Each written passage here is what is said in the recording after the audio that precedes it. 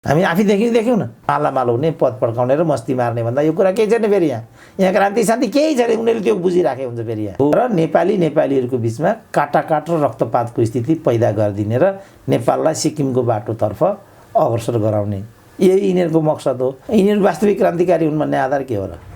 यिनीहरू कुनै अर्को जनयुद्ध गर्न त गइरहेको छैन। केपी ओली बाहेक अरूले यहाँ त बदमासी नै गरेको छैन भन्ने व्याख्या न्वारानदेखिको बल निकालेर चाहिँ गरिराखेका छन्। अब यही गर्नु थियो भने किन त्यो पार्टी फुटाउनु पर्थ्यो त? हिजो कार्यकर्ता भवाक्क मर्छ, धर्मेन्द्र माथुरलाई पकडा हुन्छ, फेरि कुरा त्यही हुन्छ। अनि के हुन्छ त्यसबाट? को वास्तविक चाहिँ एमसिसीवादी रहेछ भन्ने कुरा नाङ्गो भयो कि भएन? संसद पुनर्स्थापित हुनु क्रान्ति हो र? कम्युनिस्ट आखाड हेर्नु पर्यो नि। यो त एउटा शिथिल र कमजोर राज्यको धोतक हो नि त। यसले त राज्य सकिने कुरा हुन्छ। प्रचण्डले सम्पूर्ण आफ्नो आत्मदाह गरे पनि कुनै क्रान्ति भन्ने कुरा हुनै सक्दैन यहाँ। त यसको लागि किन कार्यकर्तालाई बलिवेदीमा चढाउने हो बेकारमा? नागरिक समाजले ओलीको ठाउँमा प्रचण्डलाई प्रधानमन्त्री ल्याउन ढुङ्गा बोक्नुपर्ने आवश्यकता छैन। एउटा बलात्कारी सन्तको पछाडि नेपाल सरकारको सचिव लेभलको कर्मचारी कसरी लागेको ल हुनु त? राम रहिमकै कार्यकर्ताको रूपमा हाम्रो मन्त्री लेभलका मानिसहरू पनि देखा परे। राम रहिमका कसरी लाग्यो होला त तिनीहरू? बुढोले फेरि 10 वर्षको सर्टिफिकेट लिएर आइदियो। यो पनि विष वृक्ष भयो। अब यहाँ त माधव नेपाल सिक्किम हो नि त। यो के भएको भन्नुपर्छ पर्दैन? मै त भन्न सक्दिनँ त्यो कृष्णले केपी ओलीको कानमा के फुकिदियो भनेर। मै भन्न सक्दिनँ भने यी अन्धा कार्यकर्ताले कसरी बुझ्छन् त्यो कुरा? केपी ओलीमा दरबार देख्छन्। फेरि त्यो दरबार भन्ने वस्तु त 100 कोष पर पनि म देख्दिनँ। अब यी लाल बुझकडहरूले मलाई लाग्छ यसमा पनि कति खर्च गर्ने हुन्। देख्यौ हाम्रा क्रान्तिकारी संसदै पुनर्स्थापना अथवा विघटनको कुरालाई प्रतिगमन नै मान्ने हो भने पनि उनीहरू अर्को कुरा सुन्नै तयार छैनन्। एकता अझ वामदेव त एकताको लागि अरे यहाँ शिखण्डीको घुस बिना त केही नै कामै हुँदैन भन्छन् अहिले। डाक्टर साहब स्वागत छ। ल हस् त। आफ्ना भिन्न मतवालालाई पनि दुश्मनै ठान्यो के बिचराले भन्न चाहिँ उनले अनेक व्याख्या व्यवस्थापन गर्छ र के भन्छ भने पहिलो शत्रु, दोस्रो शत्रु, मुख्य शत्रु। हिजै यही प्रचण्डले पनि एउटै एमसिसीको नारामा जुन उनले त हाम्रो आँखा अगाडि नारा रोके नि त उनले, होइन? जबकि माइती घरमा चाहिँ विद्या तेरो सिन्दुर खोइ, केपी ओली तेरो पोइ भन्ने नारा त रोकेनन्। त्यो त अगाडि बढेरै गयो। एमसिसीको उनले देन एन्ड देयर चाहिँ प्रतिरोध गरेर रोके, होइन? अब उनीहरूको चाहिँ यस्तो आफूलाई चाहिने कुरालाई चाहिँ उनीहरू के परिणाम हुन्छ भन्ने पनि हिसाब नगरिकन तुरुन्त हस्तक्षेप गरिहाल्छन् र एमसिसीलाई पनि मित्र नै देख्छन् आफूलाई चाहिँदाखेरि चाहिँ। अब बाबुरामले चाहिँ राजा वीरेन्द्रसँग हाम्रो अघोषित कार्यगत एकता थियो सम्म पनि भन्न भ्याए। अब अघोषित कार्यगत एकता भनेपछि त काङ्ग्रेस दुश्मन भयो, एमाले दुश्मन भयो, यहाँ सामन्तवाद फेरि मित्र भयो नि त। फेरि त यो खालको जुन दोहोरो तेह्रो जुन अन्तर्विरोध र मित्र शक्तिहरूलाई शत्रुहरूलाई पनि जुन हेर्ने उनीहरूको परिपाटी छ, सायद त्यो परिपाटीले उनीहरूलाई यस्तो छाडा र अराजक बनाएको हो कि? त्यो यहाँ प्रचण्डले के भनिरहेको थिए भने पछिबाट उनले स्पष्टीकरण दिनु पर्यो पत्रकार सम्मेलनमा। उनले के भने भनेदेखि प्रहारको निशाना विकेन्द्रित होला कि भनेर मैले चाहिँ एमसिसी विरोधी नारालाई रोक्न लगाएको भन्ने स्पष्टीकरण दिए।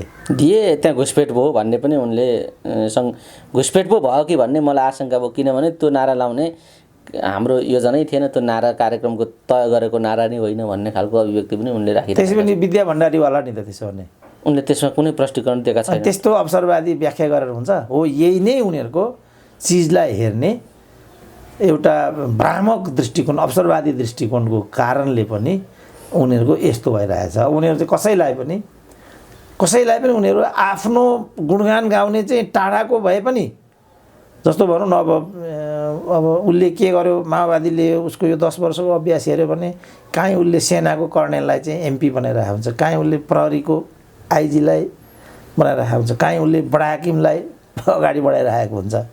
अनि ती चाहिँ क्रान्तिका कस्ता मित्र शक्ति रहेछन् त? फेरि त्यो मिल्दैन कि ती मान्छे सरकारतर्फका घुसपैठिया थिए भन्नु पर्यो? सरकारमा बस्ने, सरकारको मानो खाने, विपरीतलाई चाहिँ सहयोग गर्ने घुसपैठियाहरू के हुन्थ्यो त्यो भन्नु पर्यो ती, होइन भने उनीहरूको जुन मानिसलाई प्रयोग गर्ने र मानिसलाई हेर्ने जुन एउटा दृष्टिकोण छ। तर यसलाई भन्नु पर्दाखेरि चाहिँ यही भन्नुपर्ने हुन्छ हामीले कि कम्युनिस्टले चाहिँ वर्गीयताको आधारमा मित्रताको निरूपण गर्ने गर्छ। आफ्नो वर्गलाई साथ सहयोग दिने जतिलाई उसले मित्र शक्ति ठान्छ, आफ्नो वर्गलाई साथ सहयोग नदिने जतिलाई उसले शत्रु शक्ति ठान्छ। त्यो अन्तर्गत चाहिँ आफ्नै विभिन्न तहका मित्र शक्तिहरू पनि हुन जान्छन्। अब भनौँ न अहिले उनीहरूको प्रहारको निशाना केपी ओली भएका छन्। सबभन्दा ठुला दुश्मन चाहिँ केपी ओली छन् अहिले। यसभन्दा ठ्याक्क अगाडि यो द्वन्द्वभन्दा ठ्याक्क अगाडि सबैभन्दा नजिकका फेरि तिनै केपी ओली थिए। त्योभन्दा अगाडि एकअर्कामा सबभन्दा टाढा टाढा कोही थिए भने तिनीहरू प्रचण्ड र केपी ओली नै थिए। यस्तो कसरी हुन्छ त? के तर्क के आधार चाहिँ यस्तो हुने? एउटा पनि आधार देख्दिनँ म। अब यो या त यो चरम अवसरवाद हो भन्नु पर्यो कि यसलाई यान्त्रिकतामा लगेर चाहिँ परिभाषित गर्नु पर्यो। होइन भने त यस्तो खालको निष्कर्ष कसरी आइपुग्छ त?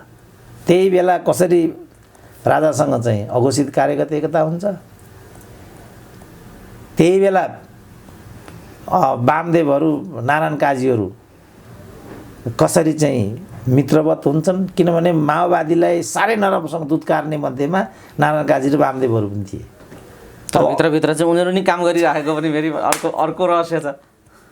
के भन्ने त यसलाई हो यो?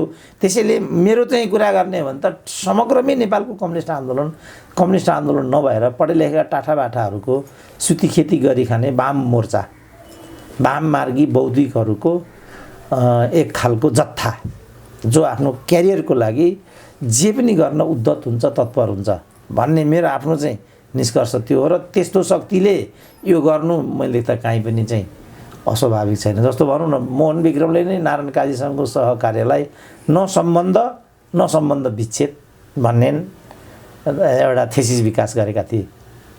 सँगसँगै थिए। यही ओली र प्रचण्डको जस्तै कुरा हो। त्यो पनि ओली र प्रचण्ड एकै ठाउँमा भए पनि पेरिस डाँडा पनि छँदैछ, धुम्बा राई पनि छँदैछ, बहुदलीय जनवाद पनि छँदैछ, 21औं शताब्दीको जनवाद पनि छँदैछ। अनि पार्टी चाहिँ कहाँ छ, आन्दोलन चाहिँ कहाँ छ त? फेरि यो चरम अवसरवाद हो नि यो। त यो जुन चरम अवसरवादी जुन प्रवृत्ति हो कम्युनिस्ट भन्ने समूहको, त्यही अवसरवादी चरित्रले मलाई लाग्छ उनीहरू यस्तो अवसरवादी खालको एउटा दृष्टिकोण बोकेर हिँड्छन् र त्यसको पछिल्लो एउटा स्वरूपको रूपमा यो विषय आइराखेको छ। र यो पनि फेरि उनीहरूले यो गरे होइन, भोलि कुन नारा त्यहाँ लगाउने, को नेतृत्व हुने, को के हुने भन्नेमै उनीहरूले चाहिँ 3 महिनाभित्र फेरि यिनीहरूको यो, किनभने अब माओवादीबाट छुटे होइन वैद्यहरू, त्यहाँभित्रबाट नै फेरि विप्लव पैदा भएका छन् नि त। अब 1 वर्ष पनि लाग्दैन उनीहरूको विभाजनमा, पुनर्विभाजनको क्षण आउनको लागि। 1 वर्षको विषयवस्तु पनि देख्न सकिँदैन भने त्यो त नेतृत्वको खुबी त भएन नि। कमसेकम 1 वर्षको चिज त देख्न सक्नु पर्यो नि। 1 वर्षकै यात्रा तय गर्न सकिँदैन भने त्यत्रो आन्दोलनलाई मलाई अचम्म लाग्छ। अब देव गुरुङ भयो, पम्पा भयो, बादल भयो, हाम्रो यो पौडेल भन्ने के अरे बागलुङका देवेन्द्र पौडेल, हेर्नु यत्रा मानिसहरूको कार्यशैली, राजनीतिक यात्रा हेरौँ न हामी। अब ओली र प्रचण्डको त 50 वर्ष अब प्रतिक्रियावादीले टाउको उठाउन पाउँदैनन् भन्थे। अब अहिले यहाँ 3 वर्ष पनि टिकेन। ओली नै प्रतिगमनकारी हुन् भनेर एक आपसमा विरोध गरागर भइराखेकै छ। डाक्टर साहब, यो विशेष गरी फुटेर गइसकेपछि एकले अर्कालाई भगौडा भन्नु चाहिँ निकै ठुलो आरोपको रूपमा विगतदेखि अहिलेसम्म देखिन्छ कम्युनिस्ट पार्टीहरूमा। अहिले प्रचण्डलाई ओली पक्षले भगौडा भनिराखेको छ, प्रचण्डहरू ओलीलाई भगौडा भनिराखेका छन्। खास को भगौडा हो यो दुईटा, यो समूहमा अहिले को भागिराखेको छ तपाईँले देख्दाखेरि? पार्टीको पङ्क्तिबाट चाहे बुर्जुवा होस्, क्रान्तिबाट पतन भएका हुन्, अव्यवहारिक हुन्, जेसुकै भए पनि उनीहरूको जुन एउटा समूह थियो, यो समूहबाट अहिले भागेको को भगौडा हो अहिले? भगौडा भन्ने चाहिँ मिल्दैन। किनभने भगौडा भनेको चाहिँ जनयुद्ध छ, जनयुद्धको मोर्चाबाट संस्थापनतर्फ जम्प गर्नेसम्मलाई भगौडा भन्नु एउटा हदमा मिल्छ होला। यो त एउटा शिविरबाट अर्को शिविरमा आफ्नो स्वार्थन्तताले दुर्विकृत हुने प्रक्रिया मात्रै हो नि त यहाँ। जस्तो अब बादललाई के भन्ने, अब हिजो माओवादीबाट उछिटेर वैद्यमा पुगे, लाल गद्दार भनिरहेछन् बादललाई त। अब प्रचण्ड समूहले लाल गद्दार हो बादल भनेर प्रतिक्रिया दिइराखेका छन्। अब फेरि बादलले त उनीहरूलाई लाल गद्दार भनिरहेछन्, किनभने 3-3 चोटि प्रधानमन्त्री भए, हाम्रा लडाकुहरूलाई केही पनि गर्न नसकेपछि मेरो विचारमा उनीहरू लाल गद्दार हुन् भन्ने छ। फेरि त सबै यो भनिहाल्यो नि, एकले अर्कालाई हिलो छ्याप्ने कुरा मात्रै भयो। वास्तवमा यिनीहरूको बिचमा तात्विक अन्तर केही पनि छैन। जस्तो अहिले यिनीहरूले चाहिँ हामीहरूको वास्तविक क्रान्तिकारी हौँ भनिरहेछन् होइन। यिनीहरू वास्तविक क्रान्तिकारी हुन् भन्ने आधार के हो र? यिनीहरू कुनै अर्को जनयुद्ध गर्न त गइरहेको छैन। संसदै पुनर्स्थापना अथवा विघटनको कुरालाई प्रतिगमन नै मान्ने हो भने पनि संसद पुनर्स्थापित हुनु क्रान्ति हो र? कम्युनिस्ट आखाड हेर्नु पऱ्यो नि। बरु उनीहरूले के भन्नु पऱ्यो भने प्रतिक्रियावादी एउटा मञ्चलाई पनि क्रान्तिको लागि प्रयोग गर्ने भन्ने जुन हाम्रो विश्वास र एउटा कार्यनीति थियो, त्यस कार्यनीतिलाई गद्दार संशोधनवादी केपी ओली बादल गुटले विचलन गरेको हुनाले दुवैलाई जोरलात्ती दिँदै फेरि अर्को जनयुद्धको बाटोमा अघि बढौँ भन्ने नारा आयो भने त्यो कुरा काहीँ न काहीँ मिल्यो। त्यो प्रगतिशीलता पनि देखिने भयो र अलि अग्रगामी बाटोतर्फ बढ्न खोज्या हो कि भन्ने भ्रम पनि उत्पन्न हुने भयो। यहाँ त त्यो छैन। त्यही मरेको हाउसलाई चाहिँ पुनर्स्थापित गरौँ, अन्यथा यो प्रतिगमन हो भन्ने विधि त क्रान्तिको अर्को एउटा भ्रामक व्याख्या, अर्को अवसरवाद पो त यहाँ उदय हुन लागेको देखिन्छ। र यी अवसरवादीहरू बिचको यो जुन गृहकलह छ, फोहोरी जुन झगडा छ, त्यसलाई क्रान्तिकारी र प्रतिक्रान्तिकारी कित्तामा बाँडेर कसरी हेर्न सकिन्छ मैले बुझ्दिनँ।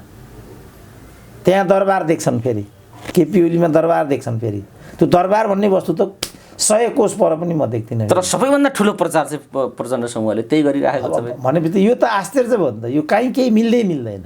त्यस कारणले प्रष्ट पार्नुपर्छ साथीहरूले। यो प्रतिगमन भनिरहेछन्, यो कसरी प्रतिगमन हो? दरबार देखिराखेका छन्, कहाँ दरबार छ?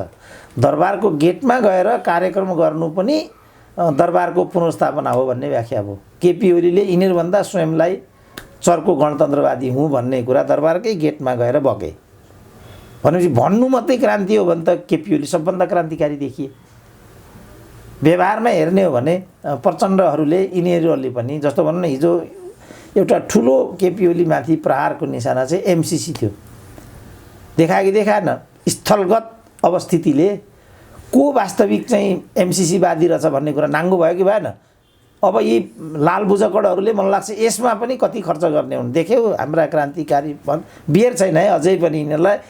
म भन्छु नि, एको लज्जा त्याज्यम सर्वत्र विजयी भवेतम भनेको एक देन एन्ड देयर एमसिसीको पक्षमा स्वयंलाई उभ्याए कि उभ्याएनन् प्रचण्डले। किनभने यो एमसिसी भन्ने चिज गरेकै वास्तवमा प्रचण्डले हो।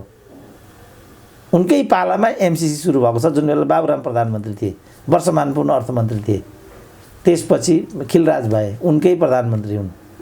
त्यसपछि सुशील कोइराला भए, त्यसपछि केपी ओली भए, त्यहाँ भीमरावल पनि डिपिएम थिए।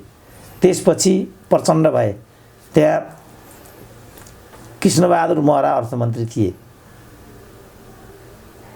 त्यसपछि मात्रै शेरबहादुरहरूको पालो आएर त्यसले पूर्णता ग्रहण गर्यो। यही हो कुरा त। यही कुरा अहिलेका ऊर्जा मन्त्री टोबाजुरले पनि भनिराखेका छन्। जो एमसिसी कार्यान्वयन गर्नुपर्छ भनेर 10 वर्ष अगाडिदेखि यो ल्याएर यहाँ भित्र आए, उनीहरू नै सबैभन्दा ठुला एमसिसीको विरोधी भएर सरकारको आलोचना र विरोध गरिराखेका छन् भन्ने उनको पनि आशय यस्तै देखिएको छ। डाक्टर साहब, यो जुन खालको गन्जागोलभित्र अहिले परिस्थितिलाई हिजो लिएको छ राजनीतिमा, यसको निकास संसद पुनर्स्थापना गर्दा हुन्छ भन्ने निष्कर्षमा काङ्ग्रेस पनि पुगेको हो कि संसद पुनर्स्थापना नै गर्नु आजको आवश्यकता हो भन्ने ठाउँमा काङ्ग्रेस उभिएको जस्तो देखिन्छ। भर्खरै रामचन्द्र पौडेलले त्यस्तो खालको अभिव्यक्ति दिनुभयो र उहाँले संसद पुनर्स्थापित हुन्छ भन्ने कुरा ग्यारेन्टी गर्नुभयो। यो काङ्ग्रेसको कस्तो मनोविज्ञान हो? अब संविधान त संसद उहाँले पुनः ठोकेर यो हुन्छ भन्दै हुनुहुन्छ, पुनर्स्थापित हुन्छ, ओली अब 2 दिनका पाहुना हुन् भन्दै हुनुहुन्छ उहाँ।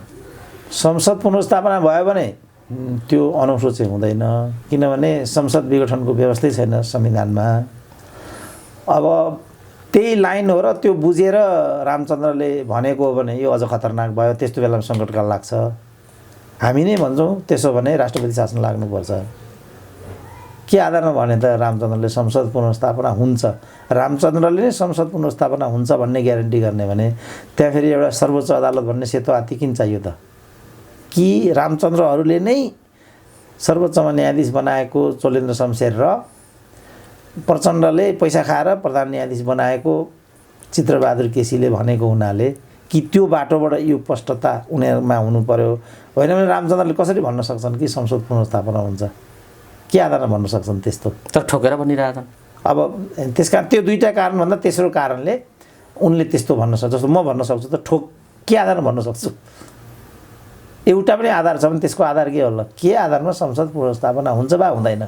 मैले के व्याख्या गरेको छु भने अदालतले कुन बाटो, किनभने संविधानको अन्तिम व्याख्याता कानुनअनुसार पनि सर्वोच्च अदालत नै हुन्छ। कुनै अस्पष्ट भएको विषयलाई स्पष्ट पार्ने व्याख्याता भनेको विधिको शासनमा सर्वोच्च अदालत नै हो। त्यस्तो बेलामा सर्वोच्च अदालतले जे व्याख्या गर्यो त्यही अन्तिम हुन्छ। यिनीहरू के भन्छन् भने हाम्रो अनुकूल भएन भने हामी त्यसलाई मान्दैनौँ, अफगानिस्तानको न्यायाधीशको हालत बनाइदिन्छु भनिरहेछन्। अब हामीलाई निर्वाचन चिन्ह दिएन भने निर्वाचन आयुक्तहरू कसरी सडकमा हिँड्दा रहेछन् त्यो पनि हामी हेर्छौँ भनिरहेछन्।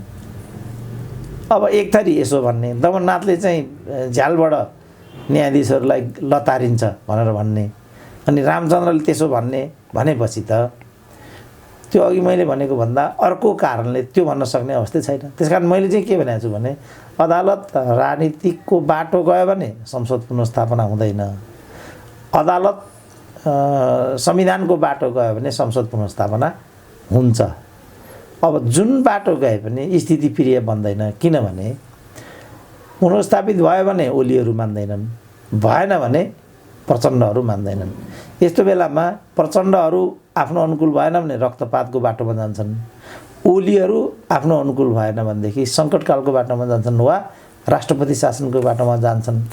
र जसले यो मध्यावधिको व्यूह रचना गरिदिएको छ तिनीहरूको मुराद पनि त्यही हो, जताबाट पनि 2/3 नाश गर्ने र नेपालीहरूको बिचमा काटाकाट र रक्तपातको स्थिति पैदा गरिदिने र नेपाललाई सिक्किमको बाटोतर्फ अग्रसर गराउने, यही यिनीहरूको मकसद हो। थाहा छ रामचन्द्रलाई यस्तो हुन्छ भन्ने? रामचन्द्रको यति बुद्धि होला जस्तो लाग्दैन मलाई। यति टाढा देख्छन् र रामचन्द्रले, यति टाढा देख्ने भए त 17 चोटि प्रधानमन्त्रीको लागि प्रतिस्पर्धा किन गर्थे त रामचन्द्रले? त्यति दूरदृष्टि त रामचन्द्र भए जस्तो लाग्दैन मलाई। प्रचण्ड त 3 वर्षको देख्न सक्दा रहेनछन्, रामचन्द्र के देख्छन्? यो सब रामचन्द्र देख्छन् र। डाक्टर साहब, एउटा अनौठो मानिसहरूको चर्चा आलोचना नि, जुन तरिकाले अहिले प्रचण्डलाई आदर्श मान्ने, जुन तरिकाले ओलीलाई आदर्श मान्ने रूपबाट आफ्नो आफ्नो समूह भिडन्त गर्ने ठाउँमा कार्यकर्ताहरू आइपुगेका छन्, त्यो कस्तो खालको मनोविज्ञान हो भन्ने बडा ठुलो प्रश्न अहिले उब्जिराखेको छ। जतिखेर दुईटा पार्टी एक ठाउँ आए, प्रचण्ड र ओलीजी, उहाँहरू एक ठाउँ आएर अढाई वर्षको सम्झौता ओलीजीले प्रचण्डले छोडेर 5 वर्षकै लागि ओली प्रधानमन्त्री हुन् भनेर जतिखेर उनले सरकार पार्टी एकता भएको 2 वर्ष नबित्दैखेरि प्रचण्डले यस्तो अभिव्यक्ति गरे 1.5 वर्षभित्रमा, त्यतिखेरै तपाईँले भन्नुभएको थियो कि प्रचण्डले प्रधानमन्त्री हुन पाएनन् भने पार्टी फर्छन्, ओलीलाई बेदखल गर्न खोजियो भने उनले मध्यावधि गोद दिन्छन्। योभन्दा अर्को कुरा छैन र प्रचण्डले गरेको अभिव्यक्ति कुनै कुरामा पनि सत्यता छैन।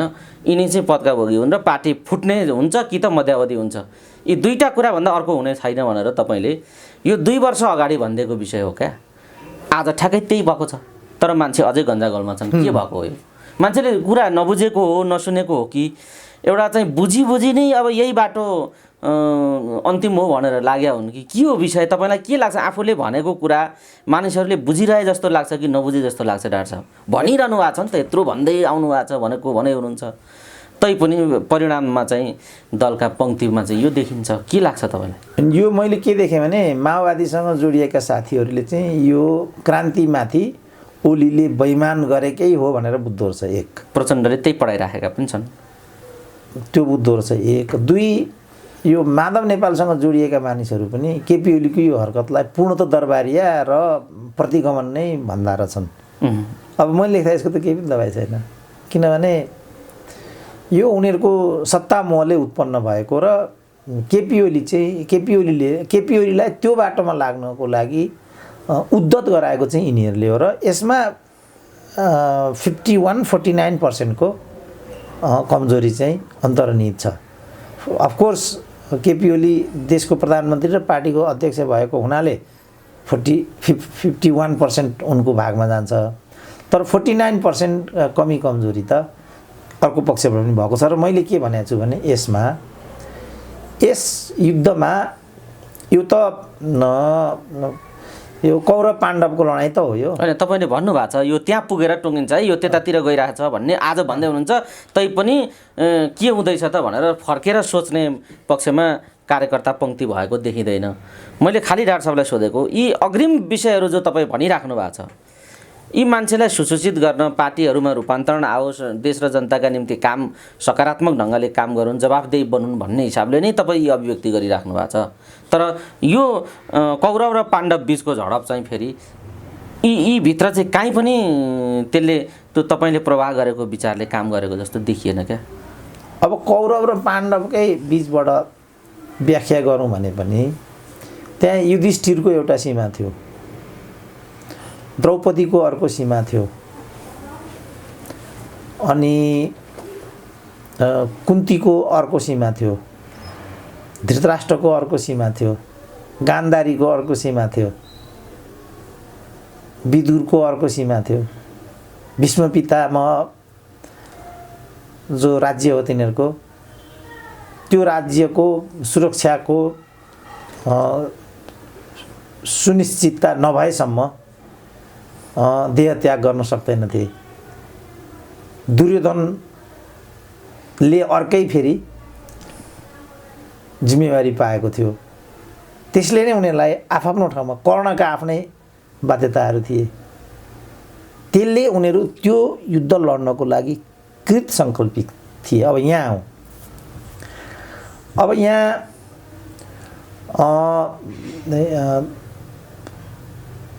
त्यो धृतराष्ट्रको ठाउँमा विद्या छिन्,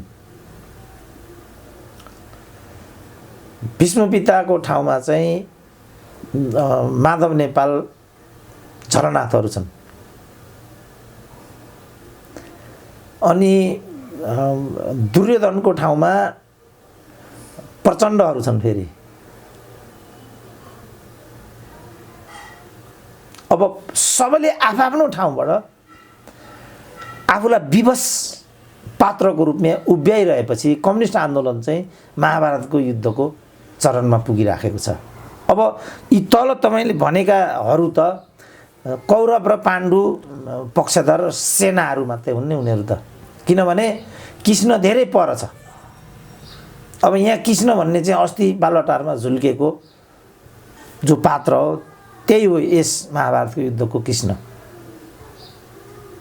उसले नै केपीको कानमा गएर जे मन्त्रणा दियो त्यसपछि उत्पन्न भएको यो प्रतिक्रिया हो।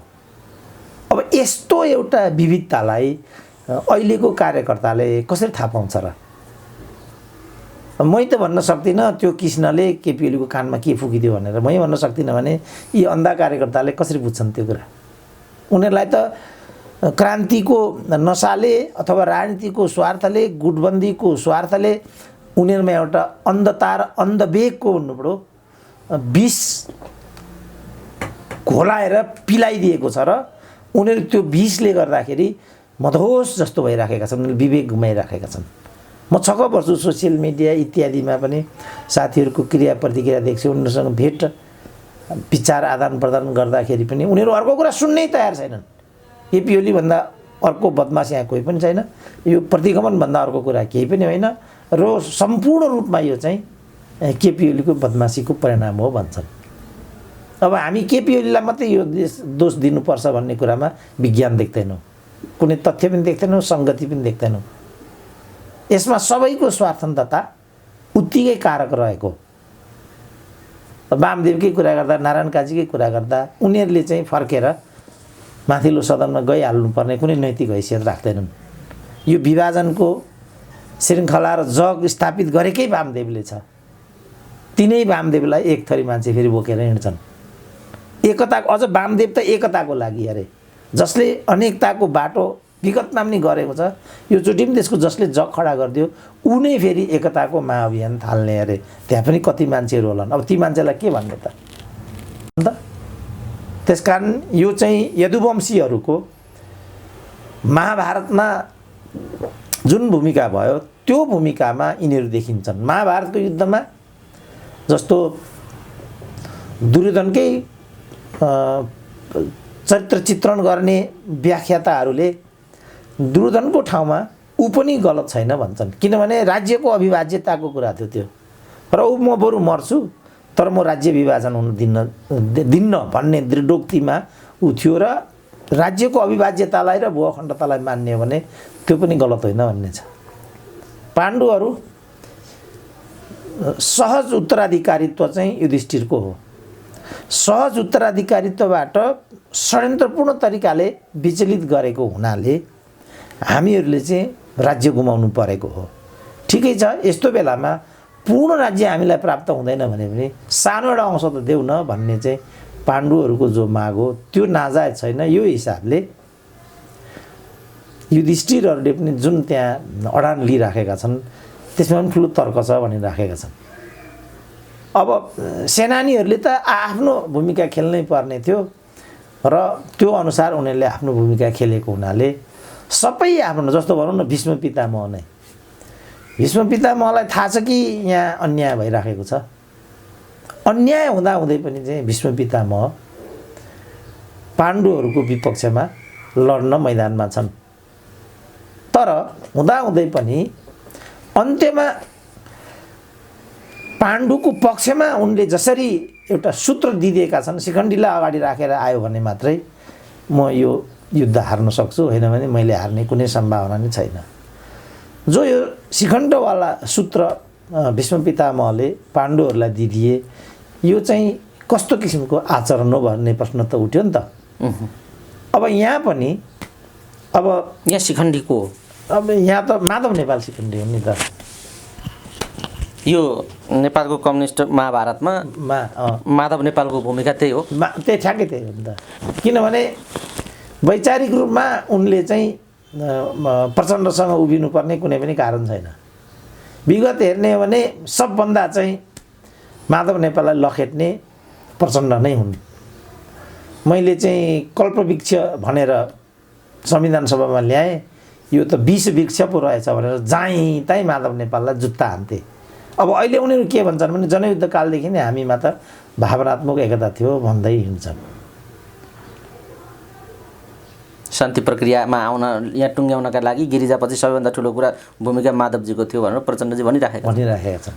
अब कति हामीलाई थाहा छ नि, 2 वर्ष लखेटेको थियो प्रचण्डले यो प्रधान, किनभने उनले चाहिँ आएर शिखण्डीको भूमिका खेल्लान् र मेरो जय जयकार गर्लान् भनेर संविधान 2 ठाउँमा हारे पनि संविधान सभामा ल्याउने बित्तिकै प्रधानमन्त्रीको दावा ठोकिदिए माधव नेपालले। त्यसपछि कल्पवृक्ष एकाएक 20 वृक्षमा रूपान्तरित भयो। यहाँ पनि फेरि केपी ओली 18 महिनामा मरिहाल्छन्, त्यसपछि हालिमुहाली गरौँला भनेर कथित पार्टी एकता गरे। बुढोले फेरि 10 वर्षको सर्टिफिकेट लिएर आइदियो, यो पनि 20 वृक्ष भयो। अब प्रचण्ड यिनै कुरालाई जोर जबरजस्तीका साथ, त्यो कुरै होइन यो त, केपी ओली बाहेक अरूले यहाँ त बदमासी नै गरेको छैन भन्ने व्याख्या न्वारानदेखिको बल निकालेर चाहिँ गरिराखेका छन्। त यो जुन पद्धति यिनीहरूले अवलम्बन गरे यो नेपाली जनताले गरेको कुरा होइन। अब किन कार्यकर्ताहरू यो सब देख्दै पनि अन्धवेगको बाटोमा छन् त भनेर भन्दाखेरि, जस्तो रामदेवका भक्तहरू भनौँ, राम रहिमका भक्तहरू भनौँ, आशाकाजी बापुका भक्तहरूको कुरा गरौँ। आशाकाजी अहिले पनि जेलमा छन् बलात्कारको केसमा, अहिले पनि। राम रहिम त छँदैछन्, आशाकाजी अहिले पनि जेलमा छँदैछन्। तपाईँलाई पत्यार लाग्दैन होला, नेपालको सरकारका सचिव लेभलका व्यक्तिहरू पनि तिनै आशारामका अहिले पनि कार्यकर्ता छँदैछन्। सचिव लेभलका, ठ्याक्कै सचिव लेभलका कसरी छनलाउने ल भनौँ त। एउटा बलात्कारी सन्तको पछाडि नेपाल सरकारको सचिव लेभलको कर्मचारी कसरी लागेको ल भनौँ त। राम रहिमकै कार्यकर्ताको रूपमा हाम्रो मन्त्री लेभलका मानिसहरू पनि देखा परे। राम रहिमका कसरी लाग्यो होला त तिमीहरू। यो अन्धवेगले मान्छेलाई यहाँ पुर्याउँछ। एक प्रकारको अन्धता र दिग्भ्रम पैदा हुन्छ। मान्छेले अन्धतामा विषयलाई पक्रियो भने। क्रान्तिलाई पनि साथीहरूले सायद त्यही रूपमा बुझेका हुन् कि। बाबुरामले एक ठाउँमा व्याख्या नै गरेको रहेछ नि, यो कुरा नगरिकन त कार्यकर्ता मर्न नै तयार हुँदैनन् भनेपछि पहिला मर्न तयार बनाउनुपर्छ अनि मात्रै क्रान्ति अगाडि जान्छ भन्ने व्याख्या दिए र उनीहरू मोर्चामा कृत सङ्कल्पित भएर चाहिँ अगाडि बढे। एउटाले पनि यसमाथि धोका बेमानी छ भन्ने कुरा त्यति बेर परिकल्पना नगरेको हुनाले नै मान्छे मर्न मार्न तयार भए, उद्धत भए। अब अहिले त पुष्टि भयो नि यो व्यापार थियो भनेर, तैपनि मान्छे फर्किन तयार छैन भने चाहिँ किन होला त। नारायण काजीले त त्यो बेला रजस्वला महिलाले रगत विसर्जन गर्नु र जनयुद्धमा रगत बगाउनु एउटै कुरा हो भनेको रहेछ। अब अहिले माओवादीका सबभन्दा कडा व्याख्याता फेरि नारायण काजी नै छन् र तल कार्यकर्ताहरू ताली बजाउँछन् भने अब म के गर्न सक्छु यहाँबाट। अब मलाई नै क्रान्ति विरोधी भन्दैलान् फेरि। अब क्रान्तिको या त स्वरूप बदल्यो भन्नु पर्यो। ओलीको भक्त पनि भन्छन् कतिले, डाक्टर साहब त अहिले ओलीतिर पो लाग्नुभयो भनेर पनि कमेन्ट कता कति देखिन्छ। मान्छे त्यसरी बुझ्छन् विषयलाई गुण र दोषका आधारमा मैले हेर्छु भनेर डाक्टर साहबले जति नै एउटा टिचरको भूमिका गरे पनि के उपाय छ त यसको। विद्यार्थी कति खालका हुन्छन् भनेर डाक्टर साहबसँग सोध्नुपर्ने जस्तो ठाउँमा अहिले विषय आइपुगेको छ। तथापि डाक्टर साहबले जुन भूमिका निर्वाह गरिराख्नु भएको छ, धेरै मानिसहरू सुसूचित भइराखेका छन् र डाक्टर साहबको पछाडि एउटा ठुलो पङ्क्ति आशावादी देखिन्छ अझै पनि। यो जता गए पनि अब सङ्कटकालको बाटोतर्फ लाग्न सक्छ, मुलुक त्यतापट्टि डोरिन सक्छ या राष्ट्रपति शासन हुन सक्छ भन्ने डाक्टर साहबले जो पूर्व आकलन गरिराख्नु भएको छ, काहीँ न काहीँ नेपाली सेनाको सक्रियता, बङ्कर बख्तरबन्द गाडीहरूको प्रदर्शन, अहिले गढी किल्लाका कुरा, यी सबै हेर्दाखेरि सेना अलिक बढी नै एक्टिभ हुन भइराखेको हो कि गतिविधिलाई अलिक तीव्रता दिइराखेको हो कि भन्ने पनि अनुमानहरू भइराखेका छन्। प्रधानमन्त्रीले त्यहाँ कार्यक्रमलाई सम्बोधन पनि गर्नुभयो। यतापट्टिको पाटोमा पनि मान्छेहरू अलिकति सेनाका गतिविधिलाई पनि चासोका साथ हेरिराखेका छन्। यो के हो डाक्टर साहब, कसरी हेर्नुहुन्छ? अब मैले चाहिँ सेनालाई शास्त्रीय सेनाकै रूपमा मात्रै बुझेको छु र यो सेनालाई प्रोफेसनल सेना हो भनेर व्याख्या गरेको छु। अब यसले राजनीतिक भूमिका खेल्छ भन्ने मैले सोचेको पनि छैन। त्यसो भने अहिलेको सेनापति त धेरै हदसम्म एउटा एकाडेमिक प्रवृत्तिको नै लाग्छ मलाई। अब त्यस्तो सेनाले राजनीतिक भूमिका खेल्छ भनेर मैले अपेक्षा गरेको छैन। सेनाको लागि पनि त्यो कुरा फलदायी हुँदैन भन्ने मेरो आफ्नो विचार छ। अब हाम्रा यी अनुमानहरूलाई पनि तोडेर सेना कुनै ठाउँमा आउँछ भने त त्यो पूर्व अनुमान गर्न नसकिने नै विषय हो। किनभने विगत समयमा पनि नेपाली सेनाले राज संस्थाको हकमा हामीहरू सम्झौता गर्न सक्ने अवस्थामा छैनौँ भनिदिएको भए नेपालबाट राजतन्त्र जाने नै थिएन। किनभने 12 बुँदेमा पनि राजतन्त्र उन्मूलनको कुरै थिएन, खालि निरङ्कुश राजतन्त्र उन्मूलनको कुरा मात्रै थियो। अब यसलाई पनि मैले कुन रूपमा लिएको छु भनेदेखि नेपाली सेनाले स्वयंलाई गणतन्त्रको पक्षमा उभ्याउने मनसाय चाहिँ त्यहाँ अन्तर्निहित थियो।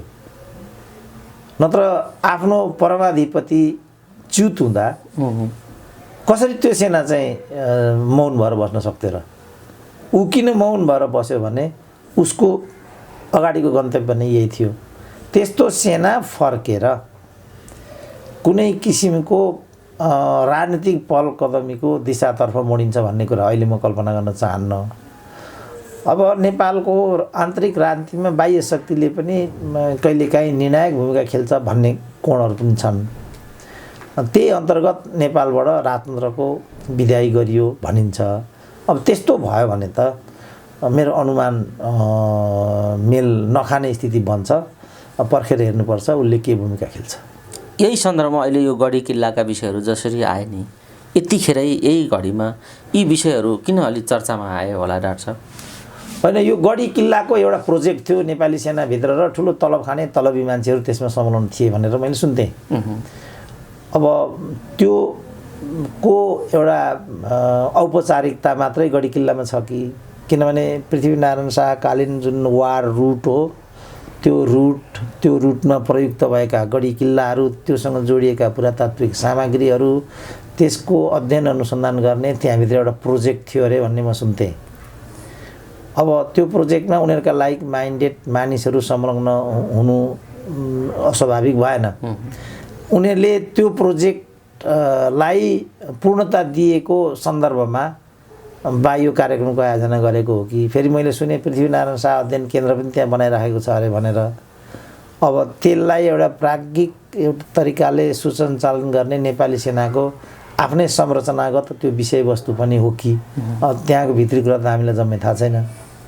अब यो जुन सैनिक प्रदर्शनीको कुरा गरे, यो सैनिक प्रदर्शनीको कुरालाई पनि राजनीतिसँग लगेर जोड्ने यस्तो पनि भयो। मेरो विचारमा मात्रै होइन कि सेनाकै औपचारिक विज्ञप्ति अनुसार पनि त्यो उसको नियमित अभ्यासको प्रक्रिया थियो। अब त्यसो भने त तालिम कवाज पनि खेल्नु भएन। किन सेनाहरू हर दिन यहाँ भन्ने कुरा भयो। उसले केही कुरा प्रदर्शनी गर्नुपर्ने, केही कुराहरू सडकमा लैजानुपर्ने, किन उसले शान्ति सेनामा जानुपर्छ, उसले अन्यत्र जानुपर्छ? त्यो बेला त विश्व स्तरको तालिम अपेक्षितै हुन्छ। त्यसका आफ्नै विधि कायदा कानुनहरू पनि हुन्छन्। ती जो हात हतियार, फेरि उसले त्यहाँ लड्न जाँदाखेरि त्यस्तो खालको बख्तरबन्द हात हतियारहरू सँगसँगै सुसज्जित भएर त्यहाँ जानुपर्ने हुन्छ।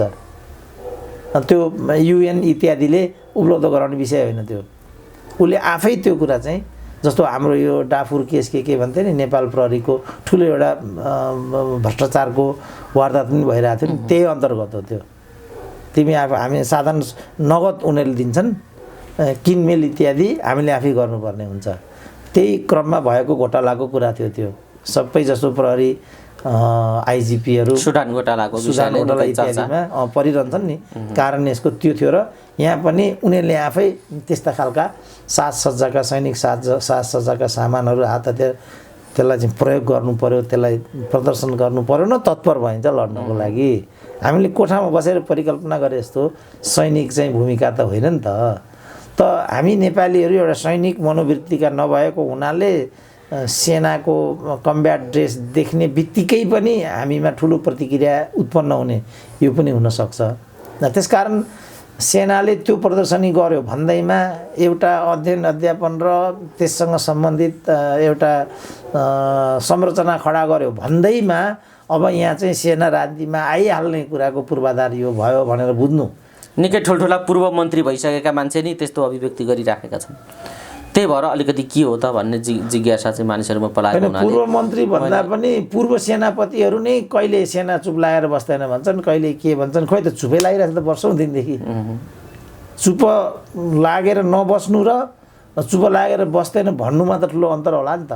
सेनाले मात्रै पनि जे जति भ्रष्टाचार भइरहेछ, जे जति हत्या हिंसाहरू भइराखेका छन्, जे जति चाहिँ दण्डहीनता भइराखेको छ, हामी अस्ति चाहिँ एयरपोर्टमा कसरी जहाजभित्र पुग्यौँ त बिना बोर्डिङ पास? यो के भएको भन्नुपर्छ पर्दैन?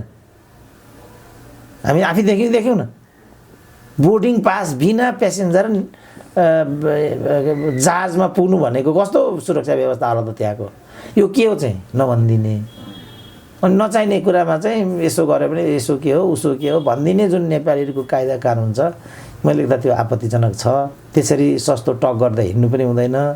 राष्ट्रिय सुरक्षाको विषयमा हामीहरू जम्मै जिम्मेवार हुनुपर्छ। जे जति गैर जिम्मेवारी एउटा अभ्यास हामीले विगत समयमा क्रान्तिमा पनि गैर जिम्मेवारी भयो, परिवर्तनमा पनि गैर जिम्मेवारी भयो, संरचनाहरूमा पनि गैर जिम्मेवारी भए फलस्वरूप आज हामी एउटा कमजोर राष्ट्रको रूपमा आयौँ नि त। हाम्रा चाहिँ विश्वविद्यालयहरू, हाम्रा शिक्षण संस्थाहरू, हाम्रा स्वास्थ्य शिक्षाहरू कहाँ छन् त आज? यही कारणले हो नि त। डाक्टर गम्भीर छैन, अनि विश्वविद्यालयका अधिकारीहरू विश्वविद्यालयका अधिकारीहरू कर्मचारी घुस बिना त केही नै कामै हुँदैन भन्छन् अहिले। अब सेनाले केही यताउता गर्छ, त्यसमा पनि हामी यो भन्दै हिँड्यौँ भने त अनि सुरक्षाको पक्ष पनि कमजोर हुन थाल्यो। जुन एयरपोर्टमा हामीले भोग्यौँ त्यस्तै हुन थाल्ने हो भने त तलैदेखि कति जति देख्छौँ नि हामी सुरक्षाको जुन व्यवस्था हामी देख्छौँ, आश्चर्य लाग्दो छैन है। एयरपोर्टमा संसारको कुनै एयरपोर्ट मैले यस्तो देख्दिनँ। यो त एउटा शिथिल र कमजोर राज्यको धोतक हो नि त। यसले त राज्य सकिने कुरा हुन्छ। त यो चाहिँ एकदम गम्भीर कुरा हुन्छ। यो दीर्घकालीन असर र महत्त्वको कुरा पनि हुन्छ। यस्तो कुरामा चाहिँ म आफू लुजटक गर्न सक्दिनँ। खालि एउटा यसको सैद्धान्तिक पक्ष के हो त्यसको आधारमा मात्रै म के भन्न चाहन्छु भने सबै गम्भीर हुनु जरुरी छ। सेना आफ्नो ठाउँमा चाहिँ चौकन्ना बस्नु पर्दछ। आफ्ना अभ्यासहरूमा ऊ नियमित हुनु पर्दछ। त्यसलाई अनपेक्षित भन्नु उपयुक्त हुँदैन। यसको मतलब उसले आफ्नो सीमा क्रस गरेर अगाडि आउनु पनि केही ठुलो कुरा होइन चाहिँ म भन्दिनँ। उसले आफ्नो ठाउँमा आफ्नो सीमामा बस्नै पर्छ। तर आफ्नो सीमाभित्र गतिविधि गरेको कुरालाई सबै कुरामा एउटा शङ्काको नै नजरिया राख्नु चाहिँ मैले देख्दा त्यो हाम्रो तर्फको पनि अपरिपक्वता हुन्छ। त्यो भुल हामीले गर्नु हुँदैन। डाक्टर साहब, हामी कुराकानीको अन्तिम चरणमा छौँ। जे सन्दर्भहरू र घटनाहरू घटित भइराखेका छन् यी विषयहरूमा केन्द्रित रहेर आज हामीले जे विषय प्रसङ्गमा कुराकानी गऱ्यौँ, समग्रमा जाँदै सारांशमा यिनै पेरिफेरीभित्रबाट आम दर्शक श्रोताहरूलाई के भन्न चाहनुहुन्छ? अब के भयो भने अब जुन किसिमको नेकपाभित्रको सत्ता स्वार्थले गर्दा पदीय द्वन्द्वले गर्दाखेरि राजनीतिमा जहाँ ल्याए यिनीहरूले 2/3 भएपछि हामीहरू चाहिँ समृद्धि स्थायित्वमा जान सक्छौँ। त्यसकारण हामीलाई 2/3 देऊ भनेको हुनाले हामीले 2/3 दियौँ। 2/3 पाएको भोलिपल्टदेखि उनीहरू चाहिँ गानगान गुनगुन गर्न थाले। संविधान अनुसार 2 वर्षभन्दा यता अविश्वास प्रस्तावको कुनै गुन्जाइस त्यहाँ नभएको हुनाले उनीहरू 2 वर्षसम्म चाहिँ कुँजिएर बस्न विवश भए। जसै 2 वर्ष पुरा गर्यो त्यसपछि उनीहरूले भित्रभित्रै यो गानगान गुनगुनको प्रक्रियालाई बढाएर राष्ट्रपतिको विरुद्ध महाअभियोग, प्रधानमन्त्रीको विरुद्ध अविश्वासको तयारी गरेको प्रतिक्रिया प्रधानमन्त्रीले यस रूपमा दिएको भन्ने हाम्रो सूचनाले बतायो। अब यदि यो कुरा सत्य हो भने केपी ओलीसँग 2टा मात्रै विकल्प रहन्थे। एउटा भनेको आत्मसमर्पण गर्नु, अर्को भनेको मध्यावधिको बाटोमा लाग्नु। तेस्रो विकल्प बन्दैन थियो। केपी ओली एभरेज नेता भएको हुनाले कुर्सी छोड्ने भन्ने कुरै थिएन। त्यसकारण उनले स्वभावतः मध्यावधिको बाटो रोजे।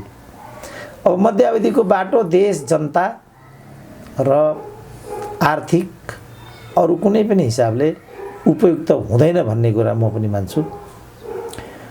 तर केपी ओली मात्रै यसको लागि जिम्मेवार हुन् र यही प्रतिगमन हो भन्ने कुरा फेरि म मान्दिनँ। केपी ओली परिणाम हुन्, प्रचण्डहरू कारण हुन्। द्वन्द्ववादले के भन्छ, मार्क्सवादले के भन्छ? घटनामा परिणाम निर्णायक हुन्छ कि कारण निर्णायक हुन्छ?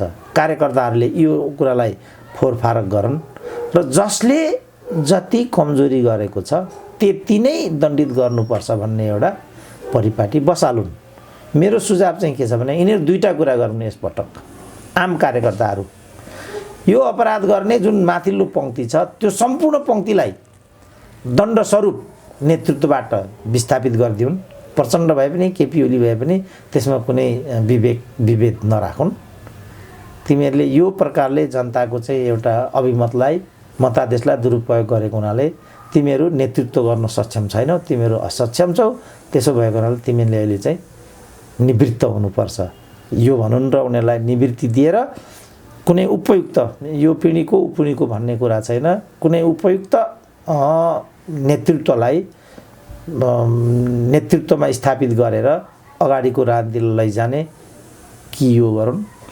नम्बर 2 के गरून् भने कुनै पनि नेताले 2 अवधिभन्दा बढी कुनै पनि नेतृत्वमा र कुनै पनि अवसरमा, जस्तो पार्टीको नेतृत्वमा 2, राष्ट्रपतिमा 2, प्रधानमन्त्रीमा 2, प्रतिनिधि सभामा 2 भन्दा बढी कसैले पनि नपाउने परिपाटीमा उनीहरू लडुन् र त्यसलाई विधानमै उल्लेखित गरून्। यो 2टा काम उनीहरूले अनिवार्य गरून्। राष्ट्रिय राजनीतिको हकमा चाहिँ उनीहरू एउटा सहमतिको बिन्दुमा आउँदै एउटा चुनावी सरकार परिकल्पना गरून्। चुनावी सरकार परिकल्पना गरून्, त्यहाँ एउटा समग्र समाजले ओन गर्न सक्ने खालको डाक्टर सुन्दरमणि किसिमको पात्रलाई प्रधानमन्त्रीत्व दिउन्, दलका पनि लाइक माइन्डेड प्रतिनिधिहरूलाई त्यहाँ रहने एउटा मन्त्रीको रूपमा रहने एउटा संरचना खडा गरेर उपयुक्त समयमा उनीहरू चाहिँ चुनावको बाटोमा उनीहरू अगाडि जाउन्। अन्यथा संसद पुनर्स्थापना भयो भने प्रधानमन्त्रीलाई मन नपर्ने, त्यो नहुने बित्तिकै सङ्कटकाल लाग्ने खतरा देख्छु म। अथवा त्यो भएन भने प्रचण्डहरू उत्तेजित भएर सडकमा हत्या हिंसाको बाटोतर्फ अग्रसर हुने यो खतरा पनि देख्छु। त यो भनेको चाहिँ अझ अप्रियता र कत्लेआमतर्फ विषय जाने म यो देख्छु र कार्यकर्ताहरूले यो सब कुरालाई समुचित रूपमा ध्यान दिउन् र यी कुनै पनि एक्सट्रिम बाटोमा राजनीतिलाई जानुभन्दा अगाडि नै रोकेर एउटा मध्यम मार्गतर्फ, आखिर यो क्रान्ति भ्रान्ति भन्ने कुरा केही पनि होइन, यो चाहिँ जताबाट पनि मालामाल हुने, पद पड्काउने र मस्ती मार्ने भन्दा यो कुरा केही छैन। फेरि यहाँ क्रान्ति शान्ति केही छैन, उनीहरूले त्यो बुझिराखे हुन्छ। फेरि यहाँ यो प्रचण्डको बाटो पनि क्रान्तिमा पुग्दैन, केपी ओलीको बाटो पनि प्रतिगमनमा पुग्दैन, केही गर्न सक्दैन। प्रतिगमन भने पनि केपी ओली टाउकै फुटाए पनि मङ्सिरभन्दा उता एक दिन पनि शासन गर्न सक्दैनन्। प्रचण्डले सम्पूर्ण आफ्नो आत्मदाह गरे पनि कुनै क्रान्ति भन्ने कुरा हुनै सक्दैन यहाँ। त यसको लागि किन कार्यकर्तालाई बलिवेदीमा चढाउने हो बेकारमा? किन राष्ट्रिय राजनीतिलाई अझ कचल्ट्याउने हो?